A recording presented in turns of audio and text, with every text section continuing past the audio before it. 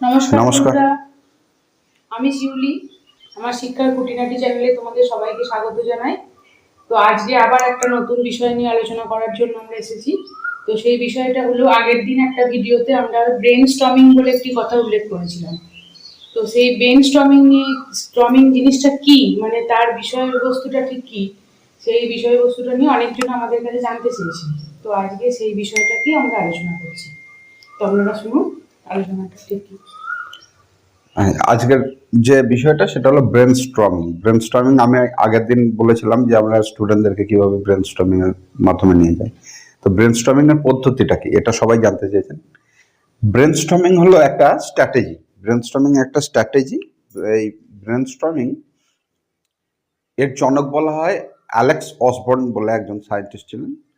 তিনি এই পদ্ধতিটাকে আবিষ্কার করেছিলেন। 70 বছরের পুরনো পদ্ধতি। 70 বছর ধরে এটা ব্যবহার করা হয়, কিন্তু এখনো পর্যন্ত ব্যবহার করা হয় এই পদ্ধতিটা।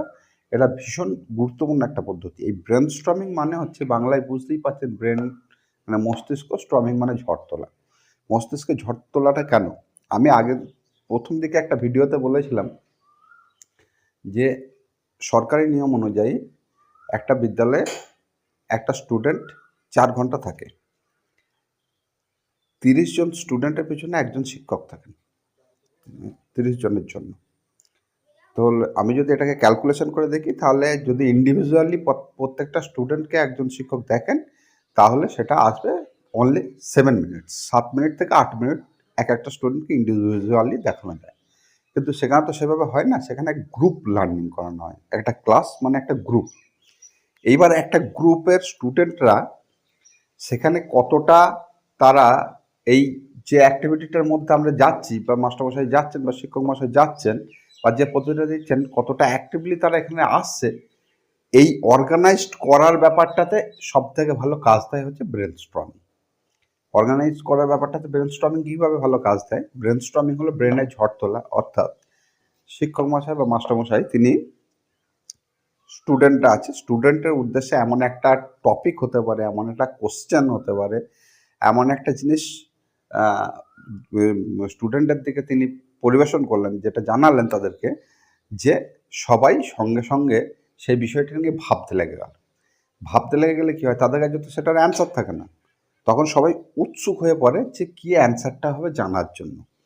এই অ্যান্সারটা জানার যে স্ট্রমিংটা, এটা হচ্ছে তো এই যে ঝড়টা তোলা, এই ঝড়টা তোলাটা হচ্ছে সবাই একত্রিত হয়ে গেল, সবাই ইন্টারাক্ট করলো, হয় বোর্ডের দিকে বা মাস্টারমশাইয়ের দিকে, তিনি কি বলছেন সেইটার দিকে ইন্টারাক্ট করে গেল।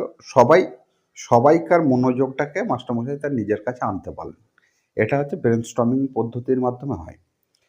ব্রেন স্টর্মিং পদ্ধতিতে আর কি কি সুবিধা আছে? ব্রেন স্টর্মিং পদ্ধতিতে এক হচ্ছে সমস্ত স্টুডেন্টকে অর্গানাইজ করা যেতে পারে, এবং এফেক্টিভলি তারা যেন এই টপিকটার মধ্যে আসে সেটা যেমন করা যেতে পারে, এক। দুই হচ্ছে কি, ব্রেন স্টর্মিং এর ফলে আমি যে বা শিক্ষক মশাই যে কোশ্চেনটা করেছেন বা যে টপিকটা সম্পর্কে জানিয়েছেন, সেই সম্পর্কিত সম্মিলিত কিছু তথ্য সেখান থেকে উঠে আসবে, কিছু ইনফরমেশন উঠে আসবে।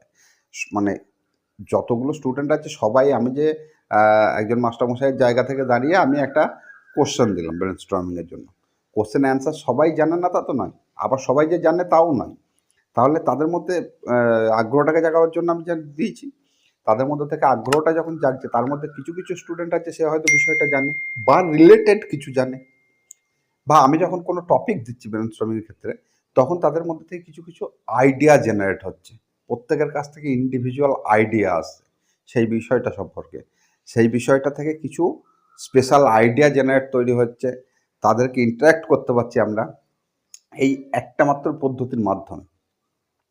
এই পদ্ধতিতে কতগুলো জিনিস মাথায় রাখতে হয়। এক হচ্ছে, আমি যেটাই বলি, আমরা প্রথম থেকেই বলি জয়ফুল লার্নিং বা আনন্দদায়ক। শিশুর কাছে শিক্ষা পদ্ধতিটা সবসময় আনন্দদায়ক হতে হবে। সুতরাং আমার এটাও এমন বিশাল কিছু হয়ে যাবে না যেটা তাদের ভাবতে থেকে, ভাবনা থেকে অনেক বেশি চলে যাবে। এটা তাদের ভাবনাটাও যেন আনন্দদায়ক হয়। আবার আপনি ব্রেনস্টর্মিং এর ফলে তাদের কাছ থেকে যে রিপ্লাইটা পাচ্ছেন বা পাচ্ছেন না, যখন পাচ্ছেন, তাতেও কিন্তু আপনাকেও সেই আনন্দটা তাদের কাছে পৌঁছে দিতে হবে। তাদের জানার আনন্দ, তাদের তাদের কাছ থেকে আপনি যেটা পেলেন তাতে আপনি কতটা আনন্দিত হয়েছেন, এই সমস্ত বিষয়গুলো কিন্তু এই ব্রেনস্টর্মিং এর মধ্যে দিয়ে আপনাকে তৈরি করতে হবে। অর্থাৎ আমরা প্রথমে একটা ভিডিওতে বলেছিলাম শেখার জন্য শেখা। শেখার জন্য শেখা বলতে কি, যে আমরা এতদিন পর্যন্ত যা লার্ন করেছি, যেটুকু অর্জন করেছি, সেইটুকু থেকে সেইটাকে ব্যবহার করে আর কি কি জানতে পারছি, আর কি কি অর্জন করতে পারছি, সেটাই হচ্ছে কিন্তু মূল শিক্ষা। এই মূল শিক্ষাটা আনার জন্য এটা হচ্ছে একটা সর্ববৃহৎ স্ট্র্যাটেজি। এরকম আরও অনেক স্ট্র্যাটেজি আছে, সেগুলোকে নিয়ে পরে আলোচনা করা যাবে। আর যারা জানতে চেয়েছিলেন যে ব্রেন স্টর্মিংটা কি, তাদেরকে বলে রাখি, আশা করছি আপনি আপনাদের কাছে clear বিএড হয়ে গেছে এটা। বিএড কোর্সেতে এটা পড়ানো হয়। এটা বিএড বা ডিএড যে কোর্সগুলো আছে সেখানেতে এটার ওপরে একটা বড় টপিক হয়। আপনারা সেখান থেকেও জানতে পারবেন, বা আমি যতটুকু জানি আপনাদের কাছে পরিবেশন করলাম। নমস্কার, নমস্কার। আজকের মতো এখানেই ভিডিও শেষ করছি। তো যদি আর কিছু জানার থাকে অবশ্যই কমেন্টের মাধ্যমে জানাবে তোমরা।